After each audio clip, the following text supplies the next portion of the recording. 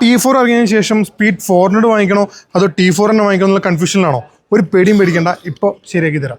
രണ്ടും തമ്മിലുള്ള price difference on road നോക്കിയാൽ ഓൾമോസ്റ്റ് 28,000 rupees ആണ് വരുന്നത്. സ്പീഡ് T4 നമുക്ക് ട്രാക്ഷൻ കൺട്രോൾ കംപ്ലീറ്റ്ലി മിസ്സിംഗ് ആണ് കേട്ടോ. ഇതിന്റെ ജോമെട്രി നോക്കി കഴിഞ്ഞാൽ സ്പീഡ് T4 റേക്ക് ആംഗിൾ ഒരു 1 degree ഷാർപ്പർ ആണ്. എന്നാൽ പോലും വീൽ ബേസ് ഇതിന് ഓൾമോസ്റ്റ് 3 centimeters കൂടുതലാണ്. അതിനുള്ള കാരണം ഇതിൻ്റെ ടയേഴ്സിൽ വന്നിട്ടുള്ള മാറ്റമാണ്. ഇതിൽ നമുക്ക് റെഡസ്റ്റൈൻ്റെ കുറച്ചും കൂടി ചങ്കിയർ ആയിട്ടുള്ള ടയേഴ്സാണ് കിട്ടുന്നത്. സ്പീഡ് 400 T4 നമുക്ക് MRFൻ്റെ കുറച്ചും കൂടി സ്ലിമ്മർ ആയിട്ടുള്ള ടയേഴ്സാണ് വരുന്നത്. വെയിറ്റിൽ വലിയ വ്യത്യാസമൊന്നുമില്ല. അത് 179 kg കർവ് വെയിറ്റ്, ഇത് 180 kg, 1 കിലോ ഇതിന് കൂടുതലാട്ടോ വരുന്നത്. സ്പീഡ് 400 USD ഫോക്സ് ആണ്, ഇതിൽ ടെലിസ്കോപ്പിക് ഫോക്കാണ്. പക്ഷേ രണ്ടിൻ്റെയും സസ്പെൻഷൻ ട്രാവൽ 140 mm ആണ്. പക്ഷേ ബാക്കിലെ സസ്പെൻഷൻ്റെ ട്യൂണിങ് മാറ്റമുണ്ട്.